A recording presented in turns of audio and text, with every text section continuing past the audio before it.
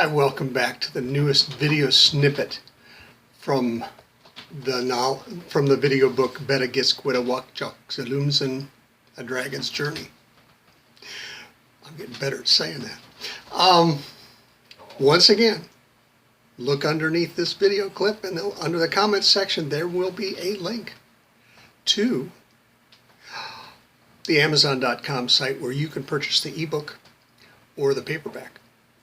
And you will enjoy it, I promise. There you go. So, if you're ready, we'll get back to it. Here we go. Beda had been flying for a few hours heading northwest, without a plan or a route in mind that would take it to the land of its Aunt Wangxi's abode. The dragon saw that its path led over a long triangular bay that ended in a triangular beach many miles ahead. And as Beda flew over where the Gulf of Maine gave way to this new bay, the dragon heard one of its kind calling to it. "O graceful stranger who soars over my beautiful waters, welcome. I, Apotamkin, Lord and Serpent of Fundy, greet you, not as a newcomer but as an unmet friend. Please honor me by coming to my cave and sharing my hospitality."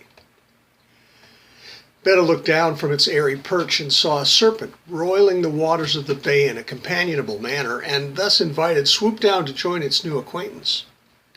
Like any other dragon, Beda had been born to the land, and like any other dragon, Beda took to the sea, like the serpents that thrive there. In the east, for example, a deadly poisonous snake, the sea crate, is born on land but spends the rest of its life in the ocean. Beda landed softly in the water next to its host and introduced itself. Apo, as the serpent explained that its friends called it, and Beda bobbed in the waves of the bay and talked until Apo excused itself to finish its day's work with the tides of Fundy. The great sea snake promised to return after the water had been properly moved and left Beda to its own designs. Just as the sun began to set, the sea serpent returned and led Beda to its cave.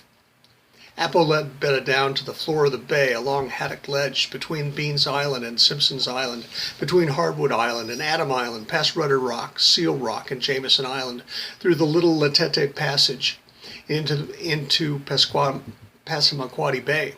The two creatures headed north together, and then when they came to the passage to the east of Hog Island, Apo pointed its nose at a dark place beneath an overhang.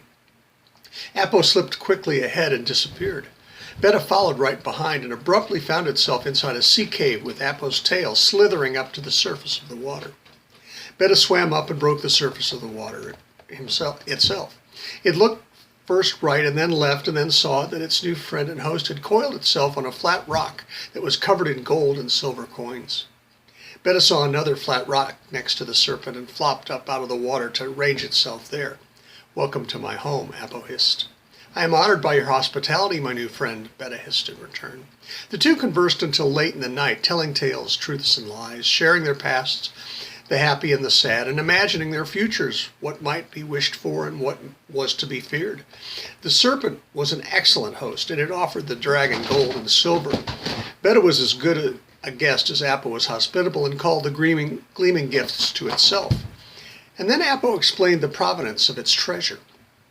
It seemed that a two-masted black-painted brigantine with 20 cannon and 2 mortars, with the name Gloria boldly and gloriously declared in gold leaf across her stern, and with a figurehead of a pale, naked, red-haired temptress riding a silver seahorse adorning its prow, plied the pirate trade from Maryland to Newfoundland sometime in the middle of the 18th century.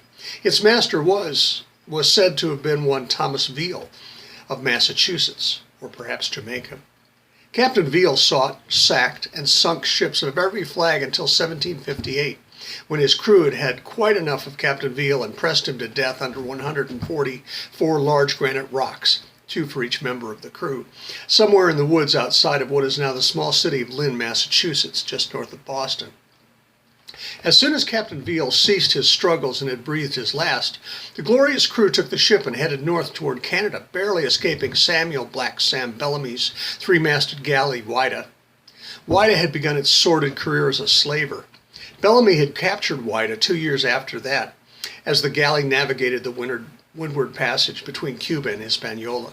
With Whydah, Black Sam had a fast ship and an experienced crew, but somehow the Gloria escaped, due in large part, it is said, to Bellamy's eagerness to see his lover, Maria Hallett, the Witch of Wellfleet, in Provincetown, instead of concentrating on the business of piracy. The new crew of the Gloria stopped at Lunging Island in the Isles and Shoals off Portsmouth, New Hampshire. The crew needed rest from their harrowing escape and spent a week on the rocky quay.